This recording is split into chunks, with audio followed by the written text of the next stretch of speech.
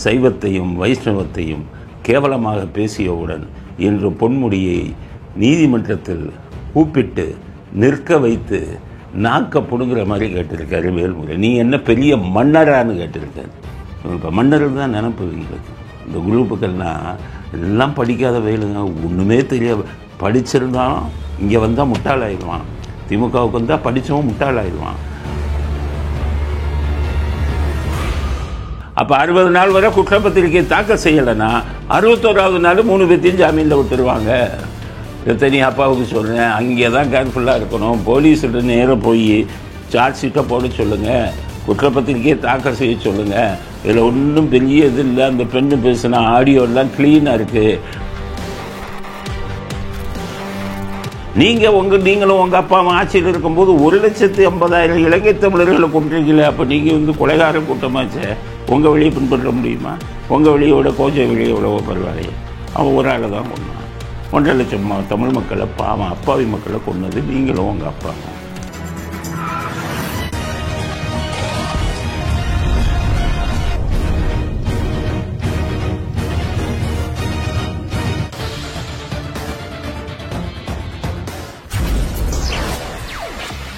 வணக்கம். இன்றைய அரசியல் ஆடுகளம் சொல்லும் செய்திகள் என்ன அப்படிங்கிறத பற்றிய ஒரு அரசியல் அலசல் என்னன்னு பார்க்கலாம். இன்றைக்கி முதல் செய்தி அலசல். பொன்முடியை நிற்க வைத்து விசாரித்த நீதியரசர் வேல்முருகனுக்கு நம்முடைய மனமார்ந்த வணக்கங்களை தெரிவித்துக் கொள்வோம். என்னன்னு கேட்டிங்கன்னா, ஒரு காலத்தில் இந்த திராவிட கூட்டம் என்ன வேணாலும் பேசுவான். சாமிகளை பற்றி கண்டபடி கொச்சப்படுத்தி பேசுவான். எனக்கு இந்த ஈவேராவையும் இந்த கருணாநிதியவும் இப்படி கோர்ட்டில் நிற்க வச்சு விசாரிக்க அப்போது ஒரு நீதிபதி இல்லை அப்படிங்கிறது தான் கவலை. இன்றைக்கி பொன்முடியை நிற்க வச்ச மாதிரி இந்த கருணாநிதி, இந்த அண்ணாதுரை, இந்த ஒரு ஈவேரா எல்லாத்தையும் நிற்க வச்சு நாக்கப்படுங்கிற மாதிரி இன்றைக்கி கேட்டுருக்கணும். அதை இவங்களை அப்படியே அவுத்து விட்டதுனால இவங்களுக்கெல்லாம் பயம் போயிடுச்சு. அன்றைக்கி உட்காந்துக்கிட்டு கொஞ்சம் நெஞ்சமாக அந்த ஈவேரா பேசினாப்புல பிள்ளையாரை பற்றியும் ராமரை பற்றியும் அசிங்கமாக பேசினார். அவங்கள பற்றி மட்டுமா பேசினார்? இருந்தாலும் எல்லா விஷயங்கள்லையுமே கொச்சையாக பேசுகிறவர் அவர். அதுக்கப்புறம் அந்த அவர் அண்ணாதுரை மீனாட்சி அம்மன் என்ற பெண்ணுக்குன்னார். அப்போவே நிற்க வச்சு உரிச்சிருக்கணும் கோர்ட்டில். இன்றைக்கி உரிச்ச மாதிரி கருணாநிதி ராமர் இன்ஜினியரானால அப்போவே நிற்க வச்சு உரிச்சிருக்கணும் இந்த கோர்ட்டில்.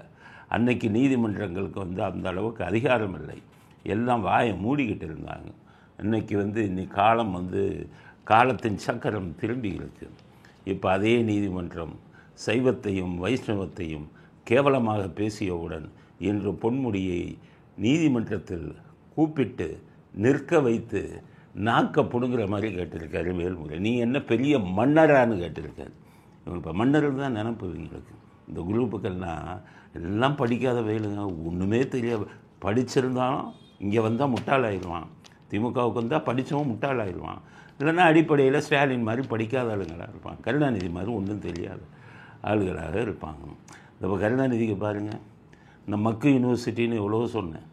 கும்பகோணத்துக்கு வச்சுவிட்டாங்க மக்கு யூனிவர்சிட்டின்னு.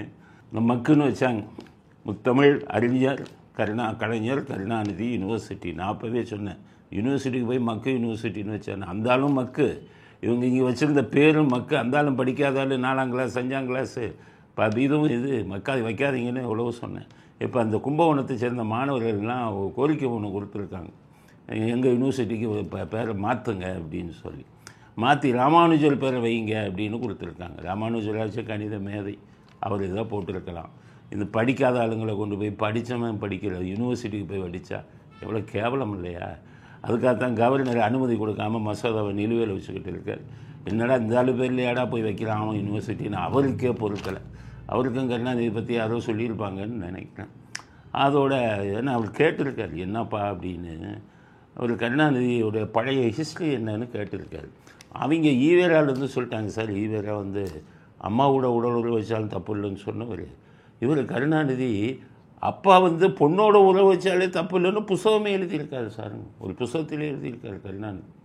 அப்பாவுக்கும் மகளுக்கும் ஏற்பட்ட இந்த உணர்வு, அந்தரங்க உறவு. இப்போ இந்த கூட்டத்துக்கெல்லாம் போய் யூனிவர்சிட்டிக்கு பேர் வச்சு அந்த யூனிவர்சிட்டியே நாரி போகாதா? கருணாநிதி இவர்கிட்ட சொல்லிட்டாங்க, ஆளுநர்கிட்ட. ஆளுநர் சொல்லியிருக்காரு, இந்த ஈவேராவை பற்றி எனக்கு முதலே தெரியும், அம்மா விஷயத்தில் சொன்னது. இவர் இப்படியா சொன்னார், அப்பாவும் மகளும் நாம சார் புஸ்தகமே எழுதியிருக்காருன்னு புஸ்தகத்தை எடுத்து காமிச்சிருக்காங்க.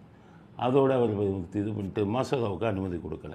மறுபடியும் இந்த கூட்டம் சுப்ரீம் கோர்ட்டுக்கு போகும். இதுக்கடையில் மாணவர்கள் ஸ்ட்ரைக் பண்ணுறாங்களே, எங்கள் இதுக்கு பேரை மாற்றுங்கடா, அறிவாளி படித்தவன் பேரை வைங்கடா அப்படின்னு சொல்லி ராமானுஜம் பேர் வைங்கன்னு குதிக்கிறாங்க. அவங்க பெரிய போராட்டமெல்லாம் நடத்துகிறாங்க. இப்படிப்பட்ட கூட்டம். இந்த கூட்டத்தை சேர்ந்தவங்கெல்லாம் நம்ம என்ன பேசினாலும் எவனும் கேட்க முடியாது. கடவுளை பற்றி என்ன பேசினாலும் ஒரு காலத்தில் அப்படி தானே.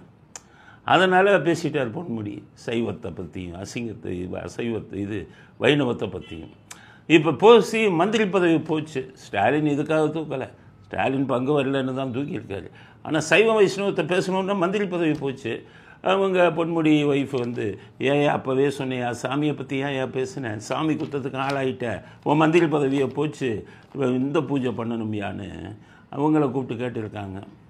அந்தணர்களை அவங்க சொல்லியிருக்காங்கம்மா பரிகார பூஜை பண்ணுங்க அப்படின்னு. ஒன்று ஒரு தான் சாமி கும்பிட்ற முட்டாள்னு சொன்ன குரூப்பு அவங்க பரிகார பூஜை பண்ணி பூஜையெல்லாம் பண்ண வெக்கம் இல்லாமல் தட்டை தொட்டு கும்பிட்டு பரிகாரம் பண்ணிவிட்டாங்க. அதை தான் அவர் கேட்டிருக்காரு. நீ என்ன பெரிய மன்னர்னு நினைப்பா, ஏன் பேசுகிறேன்னு நிற்க வச்சுக்கிட்டே கேட்டிருக்காரு. வாயவே திறக்கலை. ஏன்னா இதே இவர் ஜெயச்சந்திரன் ஜெயிச்சிட்ட புருஷனும் பொண்டாட்டி போய் அழுது எங்களை விட்டுருங்க இது பண்ணுங்கன்னு அழுதாங்கல்ல, வெக்கம் தான் இல்லை, அழுக எங்கே போய் தான் கோர்ட்டில் போய் அழுகிறது. அப்புறம் மறுபடியும் மேடையில் வந்துக்கிட்டு மைக் எடுத்துக்கிட்டு கண்டபடி பேசுகிறது. அதனால் கேட்டிருக்காரு. கேட்டுட்டு அப்போ தான் காவல்துறையிட்ட கேட்குறாரு, எத்தனை புகார் வந்தது. அவங்க சொல்லியிருக்காங்க நூற்றுக்கணக்கான புகார் வந்துருச்சு ஒரு மேலே. இந்த நூற்றுக்கணக்கான புகாரையும் என்ன பண்ணிட்டீங்க, எல்லாத்தையும் விசாரித்து முடித்து வைத்து விட்டோம் அப்படிங்கிறான் காவல்துறை. அவர் கேட்குறாரு, முடித்து வச்சுட்டிங்களா, அப்போ நீங்களே தீர்ப்பை எழுதிட்டீங்களா, தீர்ப்பு எழுதுறதுக்கு உங்களுக்கு என்ன அதிகாரம்னு கேட்டிருக்காரு. வாயை திறக்கலை. முடிச்சுக்கோ. எப்படின்னா ஒரு காவல்துறையிட்ட போய் நீங்கள் ஒரு புகார் கொடுக்குறீங்கன்னு வைங்க, அதை விசாரிக்கணும். அடிப்படை ஆதாரம் இருந்தால் எஃப்ஐஆர் போடணும். இப்போ பொன்முடி சைவத்தையும் வைணவத்தையும் அசிங்கமாக பேசிட்டாருன்னு புகார் கொடுத்தான்ல, அதான் வீடியோ இருக்க, அடிப்படை ஆதாரம் இருக்குல்ல, நீ எஃப்ஐஆரில் போடணும். நீ எப்படி முடிச்சு வச்ச? காரணம் கூலிப்படைமை. போலீஸ் ஸ்டாலினுக்கு கூலிப்படை, அதனால் அவங்க மந்திரின்னு சொல்லி முடிச்சுட்டாங்க. அதனால் இவர் சொல்லிட்டார், இதை திருப்பி நாங்கள் எடுத்துக்கிறோம். புகார் கொடுத்தவங்கெல்லாம் திருப்பி புகார் கொடுக்கலாம், அப்பீல் பண்ணுங்கள், திருப்பி இந்த கேஸை எடுக்கணும் அப்படின்னு சொல்லியிருக்காரு. ஒருத்தனையாச்சும் உள்ள தள்ளினா தான் இவன் பூரா பயப்படுவான், திருந்துவான். எல்லா பேரும் கோயிலுக்கு போய் வெக்கம் இல்லாமல் சாமியை கும்பிட்டுட்டு இந்த பக்கம் அசிங்கமாக பேசுகிறது. இந்த ஈவேரா வழி வந்த பயிலுங்க, கருணாநிதி வழி வந்த பயிலுங்க, இந்த அண்ணாதுரை வழி வந்த பயிலுங்க திருந்தவே மாட்டான். ஒருத்தனையாச்சும் ஜெயிலுக்கு அனுப்பினா தான் கடவுள்களை திட்டுவதை இவன் நிறுத்துவான். அதனால் நீதியரசர் வேல்முருகனுக்கு நன்றியை தெரிவித்துக் கொள்கிறோம். இந்த திராவிட கூட்டத்தை சாமியை திட்டுற பயிலெல்லாம் உள்ளே நீங்கள் வரிசையாக தள்ளணும், எல்லாரும் உள்ளே போகணும். அப்போ தான் இந்த குரூப் திருந்துவாங்க. இந்த வீரமணியம் பிடிச்ச ஒரு நாள் உள்ளே தள்ளுங்க, இந்த சத்யராஜ் பிடிச்ச ஒரு நாள் உள்ளே தள்ளுங்க. எல்லா பேருக்கும் சொல்லிடுறேன், சாமியை பற்றி இதை பற்றி அசிங்கமாக பேசுனீங்கன்னா உங்களை விடவே மாட்டோம் தமிழ்நாட்டு மக்கள். அப்படிங்கிறது இந்த பொன்முடி விஷயத்தில் பொன்முடி மீண்டும் மாட்டிக்கொண்டார் அப்படிங்கிறது தான் இன்றைக்கி ரொம்ப ஹாட் நியூஸ், சுட செய்தி. மீண்டும் மாட்டிக்கொண்டார் பொன்முடி. நிற்க வைத்து கோர்ட்டிலே அவமானப்படுத்தி உட்கார கூட வைக்கலை. சாதாரண ஆளுங்களோட உட்காந்து சொல்லுங்கம்மா, இந்த ஆளுக்கு எதுக்கு நிற்க வைக்கணும் அப்படின்னு நிற்க வைத்து அவமானப்படுத்தி அனுப்பியிருக்கிறார்கள் உயர் நீதிமன்றத்தில். அப்படிங்கிறது இன்றைக்கி முதல்ல சுட செய்தி. அடுத்தது ரித்தனியா வழக்கில் மாமனார் மாமியார் அவர் கணவர் 3 பேருக்கு ஜாமீன் கேட்டிருக்காங்க. இந்த ஜாமீன் மனு இன்றைக்கி தள்ளுபடியாக இருக்குது. அவங்க அப்பாவுக்கு ரொம்ப மகிழ்ச்சி. அப்பா கடவுள் இருக்கார், இல்லை அவசரப்படாதீர்கள், கடவுள் இருக்கார்னு இப்போ சொல்லக்கூடாது. ஏன்னா இந்த ஜாமீன் மனு தள்ளுபடி செஞ்சது செஷன்ஸ் கோர்ட். அடுத்து அவங்க ஹைகோர்ட்டில் அப்பீல் பண்ணுவாங்க, ஹைகோர்ட்டில் ஜாமீன் போடுவாங்க, அங்கேயும் தள்ளுபடி ஆகும். அதுக்கடுத்தது இந்த ஏன்னா காங்கிரஸ் அந்த மாமனார் அது இந்த திமுக கூட்டணி கட்சி, இவங்களே சொல்லி கொடுப்பான், இவங்களே வக்கீல் வச்சு கொடுப்பான். ரித்தனியா ஒரு பெண்ணு இந்த வயசில் இப்போ தற்கொலை பண்ணிக்கிச்சேன்னு இவன் குடும்பத்தில் இருக்கிற பெண்ணு மாதிரி நினைக்கவே மாட்டான் அந்த திராவிட. இவனுக்கு ஒன்று அவன் கூட்டணி கலாச்சாரம் தான் பார்ப்பான். அதனால் சுப்ரீம் கோர்ட்லேயும் இது தள்ளுபடி ஆகணும் அப்போ தான் நீங்கள் கடவுள் இருக்காருன்னு சொல்லணும். அது எல்லாத்துக்கும் மேலே இதெல்லாம் 60 நாளைக்கு தான். அதாவது சட்டம் என்ன சொல்லுது, குற்றப்பத்திரிக்கை 60 நாளைக்குள்ளே தாக்கல் செய்கிற வரை ஜாமீன் கொடுக்க மாட்டாங்க. 60 நாள் தாண்டி குற்றப்பத்திரிக்கை போலீஸ் தாக்கல் செய்யலைன்னா ஜாமீன் கொடுத்துருவாங்க. ரத்தனி அப்பாவுக்கு சொல்கிறது இப்போ 60 நாள் ஆகலை, அதனால் ஜாமீன் மனு தள்ளுபடி ஆகும். இது நிரந்தர தீர்வல்ல. ஹைகோர்ட்டுக்கு போகணும், சுப்ரீம் கோர்ட்டுக்கு போகணும். பெரிய பணக்காரவங்க அவங்க. நீங்களே 300 சவரம் போட்டிருக்கீங்கன்னா அவங்க எவ்வளோ பெரிய பணக்காரங்களாக இருக்கணும். இப்போ சுப்ரீம் கோர்ட்டுக்கு போயிட்டு வரணும். இப்போ இந்த குரூப் என்ன பண்ணோம்னா, செல்வ பெருந்தை இந்த காங்கிரஸ்காரங்கெல்லாம் என்ன பண்ணுவான்னா, ஸ்டாலின்கிட்ட போய் காலில் விழுந்த உடனே ஸ்டாலினை அங்கேருந்து இவங்களுக்கு ஃபோன் பண்ணி, அந்த திருப்பூர் எஸ்பிக்கு ஃபோன் பண்ணுவார். ஃபோன் பண்ணி சார்ஜ் ஷீட்டை தான் போடுப்பேன். இப்போ திருப்பூர் கமிஷனரேட் ஆகிடுச்சுன்னு நினைக்கிறேன். ஏன்னா அது கார்பரேஷன் ஆகிருக்கு. அப்போ கமிஷனரேட் கொண்டு வந்திருக்கணும். கொண்டு வரலன்னா எஸ்பி, கொண்டு வந்திருந்தா கமிஷனர் ஃபோன் பண்ணுவார் ஸ்டாலின். அதை கொஞ்சம் குற்றப்பத்திரிக்கையை லேட் பண்ணுங்கம்பார். அப்போ 60 நாள் வரை குற்றப்பத்திரிக்கை தாக்கல் செய்யலைன்னா 61வது நாள் 3 பேர்த்தையும் ஜாமீனில் விட்டுருவாங்க. ரத்தனி அப்பாவுக்கு சொல்கிறேன், அங்கே தான் கேர்ஃபுல்லாக இருக்கணும். போலீஸ்கிட்ட நேராக போய் சார்ஜ் ஷீட்டை போட சொல்லுங்கள், குற்றப்பத்திரிக்கையை தாக்கல் செய்ய சொல்லுங்கள். இதில் ஒன்றும் பெரிய இது இல்லை. அந்த பெண்ணு பேசின ஆடியோலாம் க்ளீனாக இருக்குது. முதல்ல அதை வச்சு முதல் குற்றப்பத்திரிக்கையை தாக்கல் செஞ்சுட்டு அப்புறம் மற்றபடி ஃபாரன்சிக் ரிப்போர்ட்டு இதெல்லாம் வருது வரை கொஞ்சம் 2வது குற்றப்பத்திரிக்கையை தாக்கல் செய்யலாம். முதல் குற்றப்பத்திரிக்கையாச்சும் தாக்கல் செய்தார் தான் இவர்களை ஜாமீனில் வெளியேறாமல் பார்த்துக் கொள்ளலாம். இப்போ நீங்கள் பார்த்தீங்கன்னா அங்கே ஜெயிலில் இவங்களுக்கு ராஜ மரியாதை கொடுக்கப்பட்டிருக்கும். திமுகலேருந்து ஃபோன் பண்ணி சொல்லியிருப்பாங்க, காங்கிரஸ் கூட்டணி கட்சினால் அவர்களுக்கு சாப்பாடுலேருந்து எல்லா ராஜ மரியாதையும் கொடுக்கப்படும். அதனால் நீதி வென்று விட்டது என்று நினைக்க வேண்டாம். ரத்தனி அவன் தகப்பனாருக்கு சொல்கிறேன், கடைசி வரை தான் நம்ம பார்க்கணும். இவங்களை காவல்துறையை நீங்கள் அடிக்கடி போய் பார்த்து குற்றப்பத்திரிக்கையை தாக்கல் செய்ய சொல்லுங்கள். இவங்க ஸ்டாலின் தலையிட்டு அதை தாமதப்படுத்துவார். அதில் ஜாக்கிரதையாக இருக்க வேண்டும். இல்லாவிட்டால் 3 பேரும் ஜாமீனில் வெளிவந்து விடுவார்கள். அப்படிங்கிறத ரத்தனியாவோட தகப்பனாருக்கு செய்தியாக பதிவு செய்ய விரும்புகிறோம். அடுத்தது எடப்பாடி ஒரு கருத்தை சொல்லியிருக்காரு. அது கருத்தில் தப்பு இல்லை. ஏன்னா அவர் என்ன சொல்லியிருக்காரு, எப்பா கல்லூரியெல்லாம் கட்டுறீங்க, அது அரசாங்க பணத்தில் தான்ப்பா கல்லூரி கட்டணும். நீங்கள் என்ன கோயில் பணத்தை எடுத்து கல்லூரியில் கட்டிக்கிட்டு இருக்கீங்களே. கோயிலை கண்டாவே கண்ணு உறுத்துது. அது இருக்கிற பணத்தை எடுத்து கல்லூரி கட்ட ஆரம்பிக்கிறாங்க. இந்த திமுக இருக்கான அந்த சேகர் பாபு, எடுபடி சேகர் பாபுக்கு அங்கே இந்து அறநிலையத்துறையில் போட்டால் அந்த ஆளுக்கு கை அரிக்குது. சம்பாதிக்கணுமே, எப்படிடா சம்பாதிக்கிறது? அங்கே போய் கப்பம் செலுத்தணுமே. இவங்களுக்கு துர்கா ஸ்டாலினுக்கு கப்பம் ஒழுங்காக செலுத்தலைன்னா அப்புறம் அவங்க இதாகிடுவாங்களே. ஸ்டாலினுக்கு கப்பம் கொடுக்கணுமே, எப்படிடா சம்பாதிக்கிறது? கோயிலில் பார்த்தீங்கன்னா கோடிக்கணக்கான பணம் இருக்குது, பெரிய கோயில்கள்லாம். இதை எப்படிடா அடிக்கிறது? ஆடிட்டு அது இதுன்னு நிறைய கட்டுப்பாடுகள் இருக்கு. அதனால் என்ன பண்ணிட்டாங்க, 2 ஐடியா பண்ணிட்டான். ஒன்று கும்பாபிஷேகம்ங்கிற பேரில் அந்த பணத்தை பூரா எடுத்து மொங்காம் போட்டுரு. இப்போ திருச்செந்தூர் கோயிலுக்கு கும்பாபிஷேகம் பண்ணியிருக்காங்க. 400 கோடி கணக்கு அமைச்சிருக்கான்.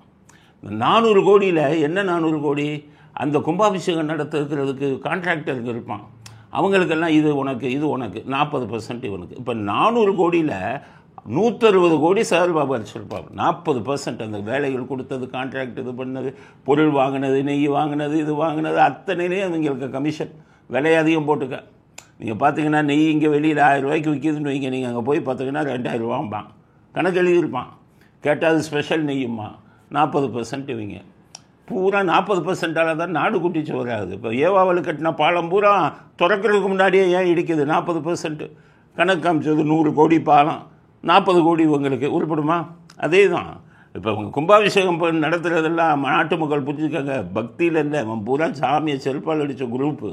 இவனுக்கும் பக்திக்கும் சம்மந்தமே இல்லை. எல்லாம் குற்றவாளிகள், சமூக விரோதிகள். அவன் பூரா மந்திரியாக உட்காந்துருக்கான். அப்போ இதில் கணக்கில் 400 கோடி காமிச்சு அப்போ பழனிக்கு பண்ணா மாநாடு. அது கோயில் இதுலேயும் கணக்கு எழுதுனா, வெளிநாட்டிலேருந்து நம்ம தமிழர்களுக்கு சொல்கிற அந்த திருட்டு கூட்டத்துக்கு பணம் அனுப்புனீங்கன்னா எல்லாம் மொங்காம் போட்டு போயிடுவான். வெளிநாட்டிலேருந்து டொனேஷன் கொடுக்குறான், அதையும் மொங்காம் போட்டிருப்பான். அது இந்த மொங்காம் போடுறதுக்காகத்தான் இங்கே மாநாடே நடத்துறது. கோயில் பணத்தை எடுத்து அதில் கணக்கு காமிக்கிறதுக்கு தான் பக்தியில் நடத்துகிறான்னு யாரும் நம்பாதீர்கள். ஷிவ் நாடார் அப்படிங்கிற ஒரு HCL வச்சு நடத்துகிறார். அவர் தூத்துக்குடியை சேர்ந்தவர், மிகப்பெரிய கோடீஸ்வரர். HCL அப்படிங்கிற மிகப்பெரிய சாஃப்ட்வேர் கம்பெனி, மென்பொருள் கம்பெனியை நடத்தி கொண்டு இருக்கிறார். உலக அளவிலே நல்ல பேர் வாங்கிட்டார். HCL நம்ம தமிழ்நாட்டை சேர்ந்தவர். அவர் 200 கோடி கொடுத்துருக்காரு திருச்செந்தூர் கோயிலுக்கு. அவருக்கு நான் சொல்கிறேன், நீங்கள் கொடுத்த பணம் ஒழுங்காக செலவு பண்ணுறானா, வச்சுருக்கானா, இது என்ன கணக்கு எப்படி எழுதுறான்னு பாருங்கள். இல்லைன்னா வேறு ஒரு கும்பாபிஷேகம்னு வச்சு அந்த 200 கோடியை அவன் அடிச்சுடுவான். அதுக்கு தான் இவங்க வந்து அடிக்கிறது. இதைத்தான் எடப்பாடி பழனிசாமி என்ன சொல்கிறாரு, டே கோயில் பணத்தில் எடுத்து காலேஜை செலவு திறக்கிறீங்களே, கோயில் பணம் எதுக்கு செலவு பண்ணணும்?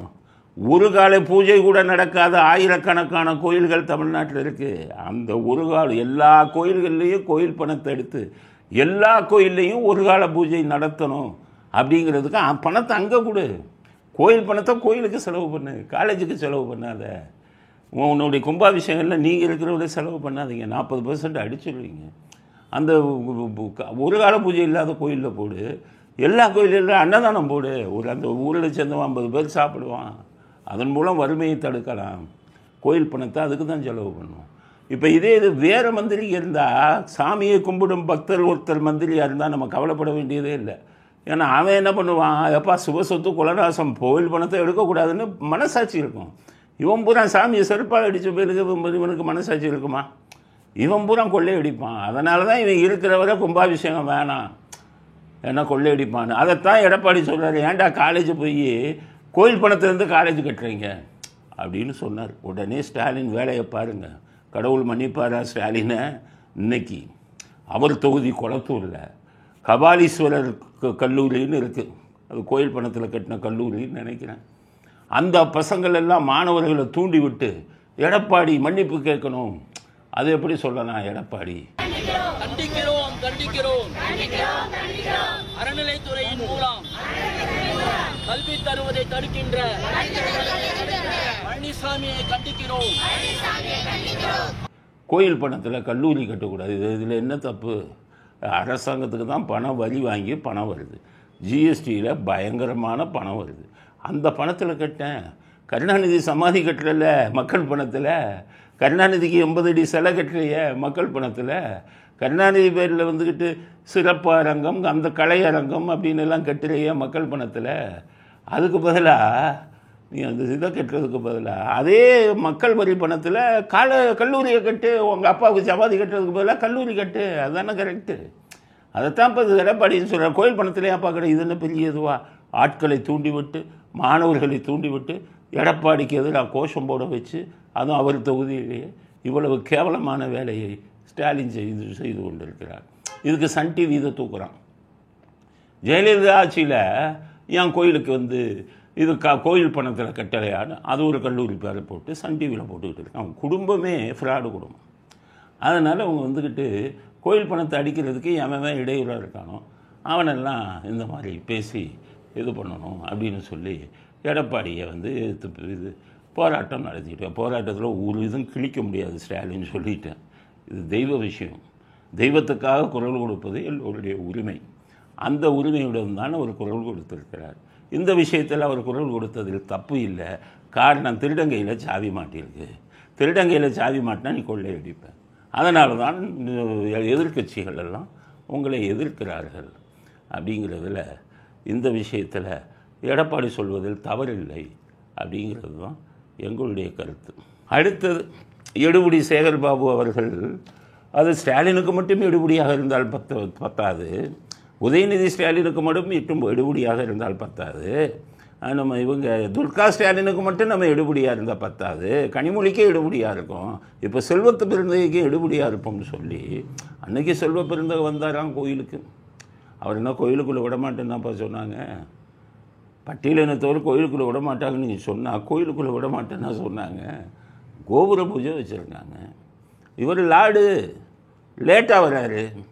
தமிழிசை சவுந்தரராஜன் கவர்னராக இருந்தவங்க, ஒரு எம்எல்ஏ, அங்கே கவர்னராக இருந்த தமிழிசை சவுந்தரராஜன் சீக்கிரம் வந்துட்டாங்க, கோபுரத்தில் ஏற்றிட்டாங்க மேலே. இவர் லேட்டாக வந்தால் இவருக்காக காத்துக்கிட்டு இருக்கணுமா? எப்படி? வல்லக்கோட்டை முருகன் இந்த இதை வந்து குடமுழுக்குது, இவருக்காக காத்துக்கிட்டு இருக்கணும். ஊர் பூரா கூட எல்லா கோயில், எந்தெந்த கோயில் வருமானம் வருதோ அந்த வருமானத்தெல்லாம் குடமுழுக்கு பூஜை நடத்தி அடித்து கொள்ளை அடிச்சுட்டாங்க கோடிக்கணக்கில். இந்த எடுபடி சேகர் பாபு. அதில் இவர் வந்துட்டாராம் லேட்டாக. உடனே அவங்க முன்னாடி வந்தவங்கள மேலே ஏற்றிட்டாங்க.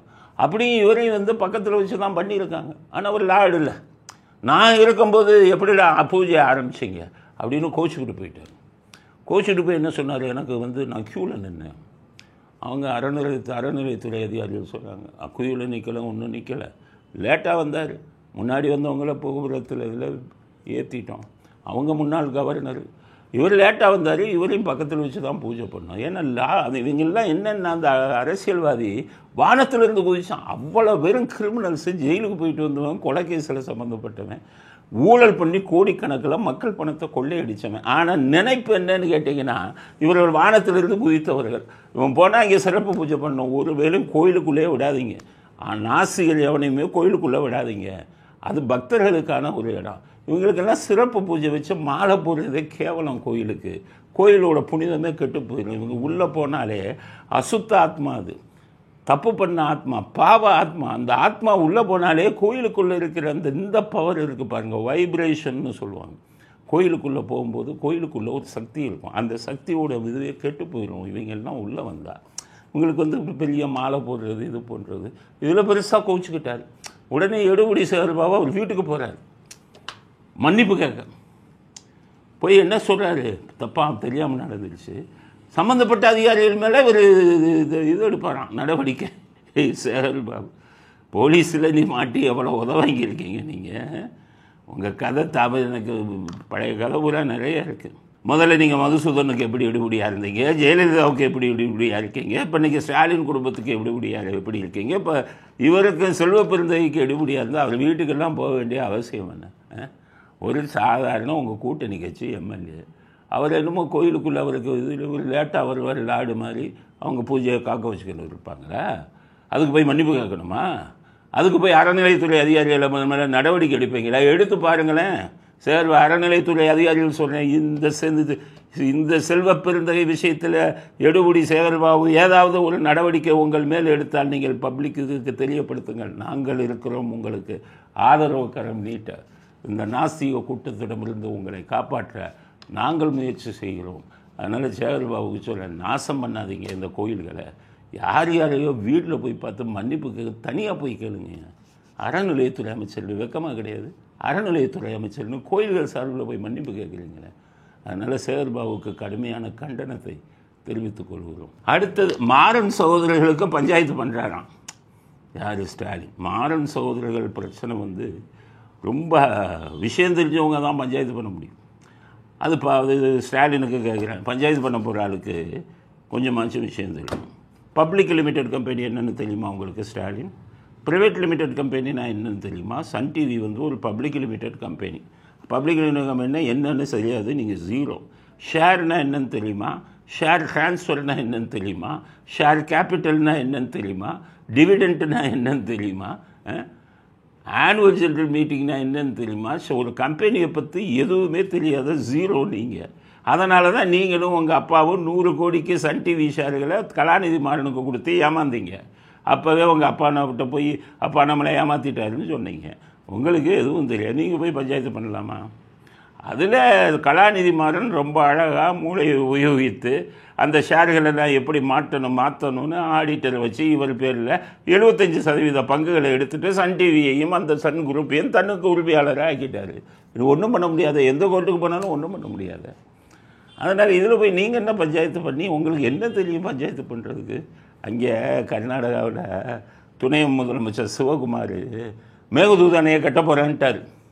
போய் அவன் அந்த ஆளோட போய் பஞ்சாயத்து பண்ணி மேகதூது கட்டினதை வந்து நிறுத்துங்க, காவிரியில் நீர் திறந்து விட மாட்டேங்கிறான், மழை அதிகம் வந்தால் வெள்ளம் வந்தால் திறந்து விடுறான், மற்ற நாளில் திறந்து விட மாட்டேங்கிறான். முதல்ல கர்நாடகா முதலமைச்சர்கிட்ட போய் பஞ்சாயத்து பண்ணுங்கள் தமிழ்நாட்டுக்காக. கேரளாவிலேருந்து கழிவு இதெல்லாம் வந்து கொட்டுறான், கேரளா அரசாங்கத்திட்ட போய் பஞ்சாயத்து பண்ணுங்கள். இப்போ பஞ்சாயத்து பண்ண வேண்டிய விஷயம் நாட்டு சம்மந்தப்பட்ட விஷயம் எவ்வளவோ இருக்குது. உங்கள் குடும்பம் சம்மந்தப்பட்ட விஷயத்துக்கு உட்காந்து பஞ்சாயத்து பண்ணால் அப்போ அரசாங்க வேலையை நீங்கள் எங்கே பார்க்குறீங்க? அன்றைக்கி கட்டம் போட்டு சட்டை போட்டு கட்சிக்காரன்ட்டெல்லாம் எத்தனை பூத்துக்கு போனேன், எந்தெந்த இதுக்கு போனேன் அப்படின்னு கட்சி விஷயம் பேசுகிறீங்க. இப்போ இந்த வந்துக்கிட்டு குடும்ப பஞ்சாயத்தை பண்ணிக்கிட்டு இருக்கீங்க. அப்போ எங்கே நீங்கள் அரசாங்கத்து நிர்வாகத்தை பார்ப்பீங்க? அதனால தான் லாக்கப்பில் அடிக்கிறான், மரணம் வருது. முதலமைச்சர் வந்து ஒன்றும் வேலை இல்லாமல் இருக்கார், வேலை தெரியாமல் இருக்கிறார் என்று. அதனால் நாட்டு பஞ்சாயத்தை பாருங்கள். உங்கள் வீட்டு பஞ்சாயத்தை தூக்கி குப்பையில் போடுங்க. வீட்டு பஞ்சாயத்தை பண்ணுறதா இருந்தால் ராஜினாமா பண்ணிவிட்டு முதலமைச்சர் திமுக தலைவராக இருந்து கொண்டு உங்கள் வீட்டு பஞ்சாயத்தை பாருங்கள் அப்படிங்கிறத ஸ்டாலினுக்கு செய்தியாக பதிவு செய்ய விரும்புகிறோம். அடுத்து ஒரு கல்லூரி விழாவில் போய் ஸ்டாலினை பேச சொல்லியிருக்கான். இவரை போய் பேச சொல்லலாமா? பேச தெரியாது. அவர் என்ன சொல்கிறாரு? 3 விஷயத்தை முதல்ல சொல்கிறார். முதல் விஷயம் என்ன சொல்கிறாரு? மாணவர்கள் காந்தி வழியை பின்பற்றலாமா, ஈவேரா வழியை பின்பற்றலாமா, ஆனால் கோட்சே வழியை பின்பற்றாதீர்கள் என கோட்சே சாந்தியை சுட்டு கொண்டார். காந்தி வழி, அம்பேத்கர் வழி, பெரியார் வழின்னு நமக்கான பல வழிகள் இருக்கு.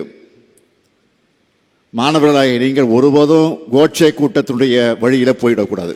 அம்பேத்கர் வழியை பின்பற்றுங்களாமா, கோட்சே வழியை பண்ணாங்க. சரி, காந்தி வழியை பின்பற்றட்டும் அப்படின்னு நீங்கள் அட்வைஸ் பண்ணால் ரைட், ஒத்துக்கிறோம். அம்பேத்கர் வழியை பின்பற்றணும்னு சொன்னீங்கன்னா ஒத்துக்கிறோம்.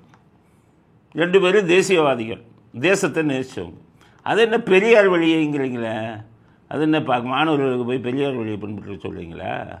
பெரியார் வந்து உன்னை இச்சையை தீர்த்து கொள்ள வேண்டுமானால் தாயுடன் கூட உறவு வைக்கலாம்னாரு. மாணவர்கள் பூரா அந்த வழியில் போக சொல்கிறீங்களா? இதை சாமியை செருப்பால் அடித்தார் பெரியார், மாணவர்களை பூரா அந்த வேலையை பண்ண சொல்கிறீங்களா? அது என்ன பெரியார் வழி? பெரியார் வழி கேவலமான வழியாச்சே. நல்ல வேலை உங்கள் அப்பா வழின்னு சொல்லலை. உங்கள் அப்பாவும் பொண்ணும் வந்து தப்பு பண்ணால் கூட தப்பு இல்லைன்னு சொல்லி புத்தகம் எழுதினாரு. அப்போ இவங்க வழியெல்லாம் பண்ணி இவங்க வழியோட என்னை பொறுத்தவரை கோட்சே வழி பரவாயில்ல. உங்கள் அப்பா வழி பெரியார் வழியோட மாணவர்கள் கோட்சே வழி பரவாயில்ல. கோட்சே வந்துக்கிட்டு அவன் வந்து அவனுக்குன்னு ஒரு இதை வச்சுருந்தான், ஒரு கருத்தை. அந்த கருத்தை சரின்னு சொல்லி ஒரு இது தப்பு பண்ணான், காந்தியை சுட்டான். அதுக்கு தான் தூக்கில் போட்டாங்களே. அதில் தான் அவர் தூக்கு போட்டாங்களே. அவர் ஒரு ஆளை தானே கொலை பண்ணார் கோட்சே. நீங்களும் உங்கள் அப்பா அம்மா ஆட்சியில் இருக்கும்போது 1,50,000 இலங்கை தமிழர்களை கொண்டிருக்கீங்களே. அப்போ நீங்கள் வந்து கொலைகார கூட்டமாச்சே. உங்கள் வழியை பின்பற்ற முடியுமா? உங்கள் வழியோட கோட்சே வழியை எவ்வளவோ பரவாயில்லையே. அவன் ஒரு ஆளை தான் கொண்டான். 1,50,000 தமிழ் மக்களை அப்பாவி மக்களை கொன்னது நீங்களும் உங்கள் அப்பாவும். அது மட்டுமா விட்டீங்க, இந்த கொலையெல்லாம் பண்ணுவதற்கு மூளையாக செயல்பட்ட ராஜபக்சேக்கு போய் இது மலர் கொத்தை கொடுத்துட்டு விருந்து சாப்பிட்டு வந்த கொலைகார கூட்டம் நீங்கள்.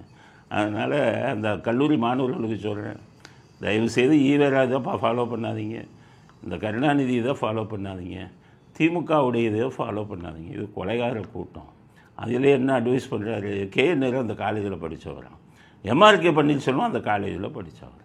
அவங்கள மாதிரி நீங்கள் ஆகணுங்கிறாரு. 2 பேரும் ஊழல். உங்களுடைய முன்னாள் மாணவர்கள் லிஸ்ட்டில் பல IAS IPS அதிகாரிகள், நீதிபதிகள் கூட இருக்காங்க. ஏன் நம்ம தமிழ்நாடு கேபினெட்டில் 2 மினிஸ்டர்ஸ் உங்கள் காலேஜில் படித்து உருவான மாண்புக்குரியவர்கள்.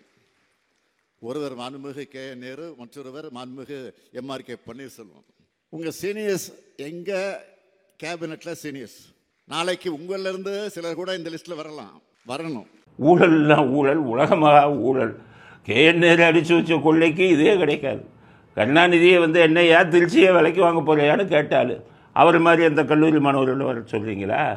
MRK பன்னீர்செல்வம் மேலே ஊழல் வழக்கு நிறைய அப்போ இதாக இருக்குது, சிக்கியிருக்காரு. அப்போ அந்த கல்லூரியில் படித்தவங்களாம் அவங்க 2 பேர் மாதிரி வர சொல்லியா சொல்கிறீங்க? எல்லாத்துக்கும் மேலே இதை பார்த்தா அவருக்கு எனர்ஜி வருதான். அந்த கல்லூரியை பார்த்தா பழைய கால நினைவு வருதான். எனக்கு அப்படியே எனர்ஜி வருதுன்னு. எனர்ஜி வந்தால் போச்சு. ஆனால் நீங்கள் உங்களுக்கு சின்ன வயசில் கல்லூரியில் இருக்கும்போது எனர்ஜி வந்து என்னென்ன வேலை பண்ணீங்க? எத்தனை பெண்கள் கணக்கே இல்லையே. பெண்கள் பிரசிடென்சி காலேஜ்லேயும் நியூ காலேஜ்லேயும் நீங்கள் பண்ண அட்டூழியம் கொஞ்சமாக நெஞ்சமா. அதனால தானே எமர்ஜென்சியில் போட்டு உதைச்சாங்க. மறுபடியும் எனர்ஜி வந்துடுச்சுனிங்கன்னா என்ன ஆகுது? உங்கள் பையன் வேறு எனர்ஜி வந்து நிறையா வேலை பண்ணிக்கிட்டு இருக்காரு, சிகரெட்டாளர்லாம் சுட்டுக்கிட்டு இருக்காரு சினிமா நடிகையில். உங்கள் பையன் ஃபுல் எனர்ஜியில் இருக்கும்போது நீங்களும் எனர்ஜி வந்தால் என்ன ஆகும்? ஆனால் நீங்கள் எனர்ஜி வருதுன்னு சொல்லும் போதே பயமாக இருக்குது. பாவம் பெண்கள்லாம் என்ன ஆவாங்க? பல கதைகள் இருக்குல்ல, உங்களை பற்றி பல கதைகள் இருக்குது உங்கள் பையனை பற்றி. அதனால் உங்கள் பையனுக்கு சீக்கிரம் எனர்ஜி போகணும், உங்களுக்கு பல எனர்ஜி வந்து விட வேண்டாம் அப்படிங்கிறத ஸ்டாலினுக்கு செய்தியாக தெரிவித்துக்கொள்ள விரும்புகிறோம். அடுத்தது கனிமொழி. அந்த அம்மா சும்மாவே இருக்க மாட்டேங்கிறாங்க. அதிமுக தான் மிகப்பெரிய துரோகியம். என்ன துரோகம் பண்ணாங்கன்னு புரியலை. அப்புறம் அவங்களே அதுக்கு பதில் சொல்கிறாங்க, மிகப்பெரிய துரோகியம். பாஜக தான் தமிழ்நாட்டுக்கு மிகப்பெரிய துரோகம் பண்ணுறாங்களாம். ஆனால் அப்படிப்பட்ட துரோகம் பண்ண பாஜக கூட கூட்டணி சேர மாட்டேன்னு சொல்லிட்டு போய் மறுபடியும் கூட்டணி சேர்ந்துட்டாங்களாம் அதிமுக. அதனால அதிமுகவும் துரோகியம். இன்னைக்கு கூட்டணியிலே அவர்களோடு யார் தமிழ்நாட்டுக்கு துரோகம் செய்கிறார்கள், பாஜக நாங்க அவங்களோட கூட்டணியே வச்சுக்க மாட்டோம்னு யார் சொன்னாங்களோ அதே அதிமுக இன்று பாஜகவோடு கூட்டணியிலே சேர்ந்திருக்கிறது. இப்போ அதிமுக மிகப்பெரிய துரோகி, இது பாஜக தமிழ்நாட்டுக்கு மிகப்பெரிய துரோகம் செய்கிறதுன்னு சொல்கிறீங்களே, டெல்லியில் போய் நீங்கள் பண்ணுற வேலைகளை பூரா ஒன்றுன்னா இப்போ மக்கள்கிட்ட சொல்லவா? அமித்ஷா கிட்ட இருந்துக்கிட்டு என்னென்ன பஞ்சாயத்து பண்ணி எப்படி பணம் சம்பாதிக்கிறங்கிற கதையெல்லாம் ஆதாரத்தோடு சொல்லவா? டெல்லியே நாடு. அதிமுக பாஜக தமிழ்நாட்டுக்கு துரோகம் செய்வது உண்மையானால் நீங்கள் எப்படி பாஜகவோட ரகசிய உறவு வச்சுக்கிட்டு அமித்ஷாட்ட பல ரெக்கமெண்டேஷனுக்கு போய் சாதித்து கொண்டிருக்கிறீர்கள்? துரோகிகளுடன் கை கோர்க்கலாமா நீங்கள்? அப்போ நீங்களும் துரோகி தானே. நீங்கள் மற்றவங்களை விட நீங்கள் மிகப்பெரிய துரோகி. காரணம், உங்களுடைய கணவரையும் உங்களுடைய மகனையும் இந்திய சிட்டிசனே வேணாம், இந்திய குடியுரிமையே வேணான்னு தூக்கி அடிச்சுட்டு சிங்கப்பூர் குடியுரிமை வாங்கியிருக்கீங்க. அப்போது நீங்கள் உங்களை விட நீங்கள் இந்த இந்திய நாட்டில் இருந்துக்கிட்டு தமிழ்நாட்டில் இருந்துக்கிட்டு கணவனுக்கும் மகனுக்கும் வேறு நாட்டின் குடியுரிமை வாங்கிய உங்களை போன்ற துரோகி யார் இருப்பா? நீங்கள்லாம் துரோகத்தை பற்றி பேசலாமா? அதிமுக பாஜகவோட கூட்டணி சேர மாட்டேன்னு சொல்லிட்டு திரும்பி சேர்ந்துட்டாங்களாம். அதனால் அவங்க மிகப்பெரிய துரோகியாம். உங்கள் அப்பா கதையாக கேளுங்க. உங்கள் அப்பா என்ன பண்ணார்? மிசாவை ஏவி விடும் பிசாசைன்னு திரும்ப சொல்லிட்டு உடனே அவங்க காலில் விழுந்து நேருவின் மகளே வருக, நிலையான ஆட்சி தருகன்னு கூட்டணி சேர மாட்டேன்னு கடைசி நேரத்தில் கூட்டணி சேர்ந்தார். அது துரோகமாக உங்களுக்கு தெரியவில்லையா? ராஜீவ்காந்தி கொலை வழக்கில் உங்கள் அப்பா கருணாநிதிக்கு சம்பந்தம் இருக்கிறது என்று ஜெயின் கமிஷன் சொன்னாங்க. உங்களை உடனடியாக கூட்டணியிலிருந்து வெளியேற்றுங்கன்னு சொல்லி காங்கிரஸ் இல்லைன்னா ஆட்சியை கவிப்போன்னு சொல்லி உங்களை கூட்டணி விட்டு வெளியில் வச்சாங்க.